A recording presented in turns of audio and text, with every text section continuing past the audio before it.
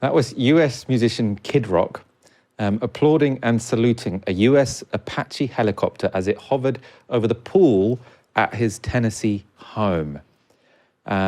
He said, "This is a level of respect that shit-for-brains governor of California will never know." Kid Rock said that in a post. He's referencing Gavin Newsom, of course. He also said, "God bless America." Now, following that video, which is pretty outrageous, and it's very, very expensive to run one of these military helicopters, why is it hovering next to Kid Rock's pool? That led to some outcry. The US military did investigate how at least one of its weapons-grade helicopters ended up being used as a prop in the social media post of a worn-out musician. Following an investigation, the crews of 2 Apache helicopters were suspended, because obviously that's not what you're supposed to do, though not for long. And that's because US Secretary of War Pete Hegseth publicly reversed the decision of the military's disciplinary mechanisms, thanking Kid Rock, lifting the suspensions, and calling the soldiers patriots. Now, Pete Hegseth has made no secret of his desire to reshape the US military according to his own vision of it. He's already announced plans to refocus the military on fighting wars rather than defense. I mean, you might argue that was always the purpose of the American military, and he's just made it more explicit, but there we are. He's also sort of set his sights on making it tougher for women to reach senior positions, and also, bizarrely, to allow violent hazings, so initiation ceremonies for new recruits. America's top military brass, though, have long suspected there would also be a purge of senior officials, and now it seems they've been proven right. So on Thursday, Hegseth fired the Army's Chief of Staff, the top Army official, General Randy George, in what many are seeing as a battle to gain greater control over the military. It's pretty unprecedented to get rid of such a high-ranking and experienced officer during a war. And George also wasn't the only one to go. So also sacked was Army General David Hodney. Both of them had served for decades in the military, seeing combat multiple times. Now, Hegseth, the guy who's just fired them, was a Fox News anchor. Slightly different. He did serve 3 short military stints in the military, but doesn't amount to a decade, right? Not as experienced as these guys. George and Hodney are not the first military officials to be stymied by Hegseth, though. So according to NBC, Hegseth has intervened to block the promotions of more than a dozen senior officials, raising concerns that he may be targeting them over their race, gender, or political affiliations. Sacked General Randy George was, as it happens, nominated to his post by former President Joe Biden. He'll now be replaced as the top army official, or the top army chief, I should say, by one of Hegseth's former military aides. Some had suggested the possibility of a connection between the latest sackings and the Kid Rock video suspensions. Maybe there'd been a showdown where they said, "How dare you unsuspend these people who wasted military resources in such a disgraceful, politicized fashion." That, however, has been denied.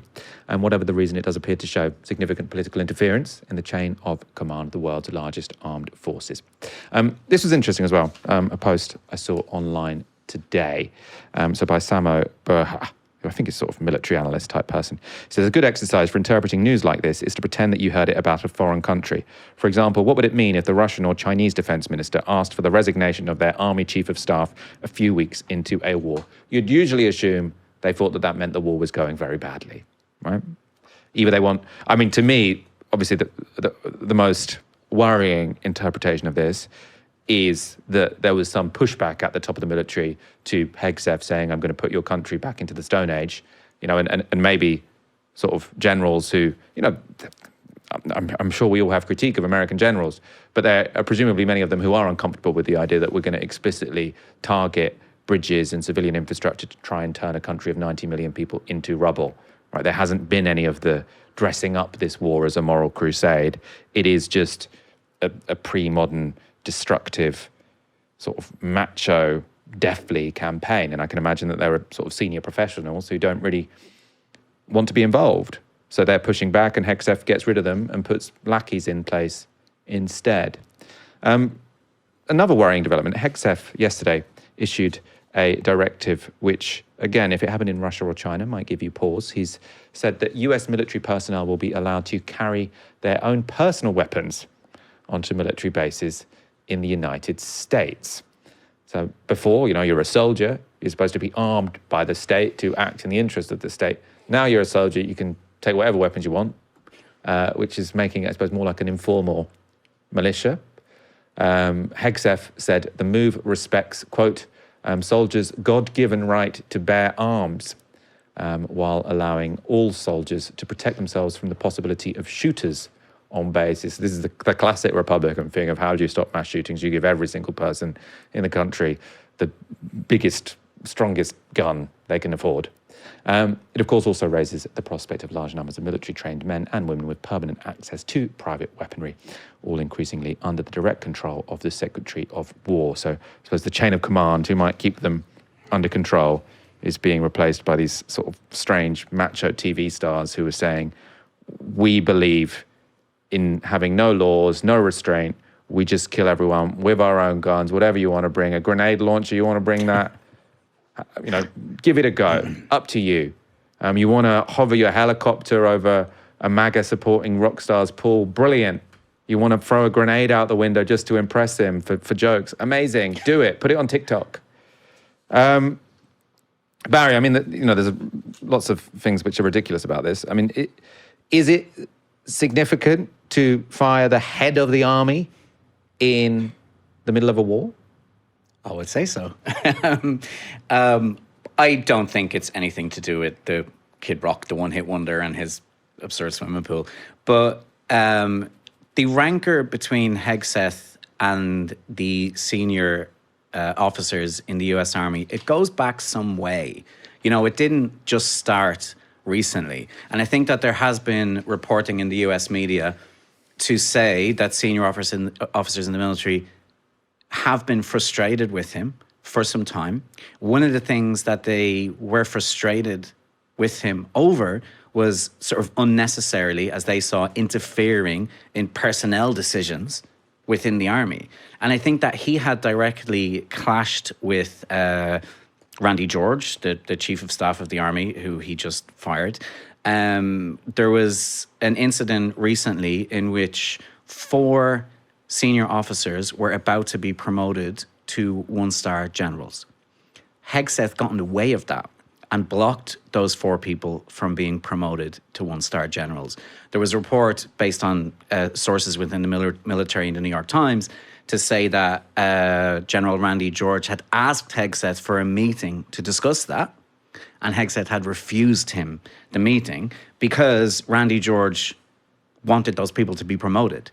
And he believed that those people deserved to be promoted. And here's the weird wrinkle.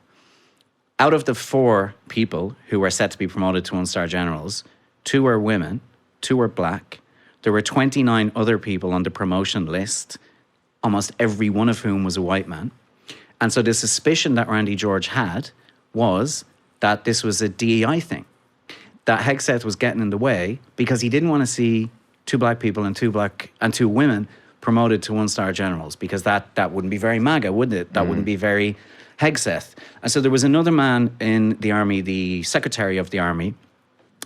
He's called Daniel P. Driscoll. Apparently, he was clashing with Hegseth all the time, and he was a close ally of Randy George. So when you look at it, when you look at all these sort of permutations, there is a way in which you can look at it as kind of office politics, right? You're pushing out the people who are not loyal to you, and you're bringing in people who are, who will be pliant.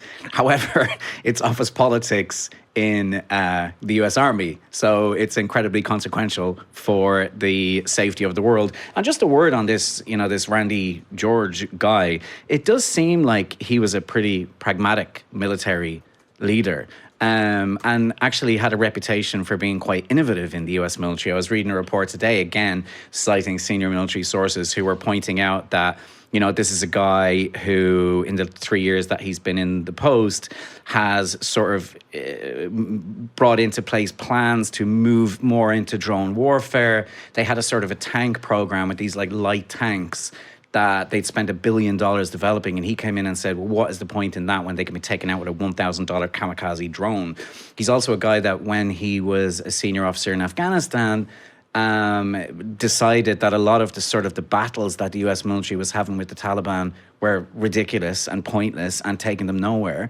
And so he also started to look at the Afghan authorities and their corruption because the government that replaced the Taliban was also a cancer on the Afghan people, particularly in rural areas. So what that showed is that he was quite creative when it came to quote unquote winning hearts and minds. So he was a guy with a lot of respect. He didn't seem to be, you know, the swaggering macho Pete Hegseth type, and maybe that's where they clashed.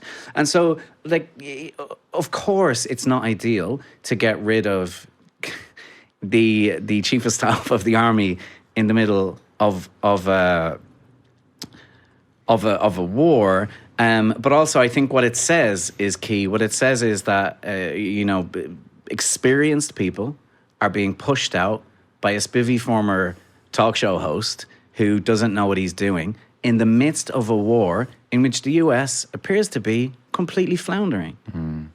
I mean, it's also a difference between the first Trump administration and the second one, right? Because, I mean, I was seeing on Twitter today, Jim Mattis, who was Trump's defense secretary, sort of in an interview, sounding very reasonable, you know, sort of saying, this war isn't going to work. You can't just bomb a country into regime change. You know, Donald Trump hasn't planned. And you're looking at this guy and you thought, God, he seems like a reasonable. when Donald Trump hired him, at the point that Donald Trump hired him in the first administration, he was called Mad Dog Jim Mattis. So everyone, like the first administration was Donald Trump would always look for the craziest person who was qualified for the job. So he was a general, you know, he was quite a distinguished general.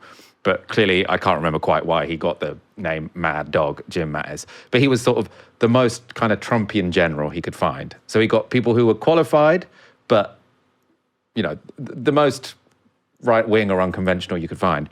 This time round, he's like, I don't want them to have been anywhere near a professional job before. I want Fox News hosts. I want influencers. I want people who have no idea how anything works, so they'll do whatever I tell them to do.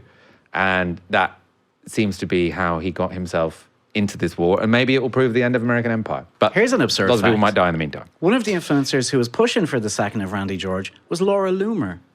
So I don't know whether she had any influence over it, but that's how absurd the decision-making is at the top of the US government and military right now. We've got an update to this story. Iran, who have, you know, they seem to have been enjoying using social media during this war. Iran's embassy in South Africa has a take on the military purge.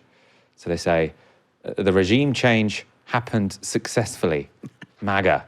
And then they've included photos of Randy George, David Hodney, various other senior military officials targeted by Pete Hegseth with crosses drawn through them. It is very much like, well, the way that foreign countries are often talked about, you know, in the West, where it's sort of, they make it seem like, oh, it's personalistic. You know, when President Xi earlier this year did a purge, or I mean, do I want to call it a purge? He sacked some very senior military officials, and everyone was saying this is interesting. You know, there's lots to this. Lots of Pekingology was going on. People saying, what's this all about? And sort of people are used to looking at countries from the global South in that way, and you can't look at America now any differently. You know, all the media who would use different words for America and China now have to just say, actually, the American system is the more personalistic one. The American system is the one with less checks and balances. Everyone else looks remarkably competent compared to the United States and even their military, which is supposed to be sort of, you know, their most sanctified institution of all. Spot on. And when it comes to the ongoing quote-unquote purges in the Chinese military, what the Chinese government says is that these people are being investigated for corruption. And we know that the army in China has for a long time been awash with corruption. But it's like the media doesn't consider for a second that the sackings might have actually been because of promotion. And it's always reported as a purge and Xi getting rid of his opponents. So you're right, there's a massive double standard.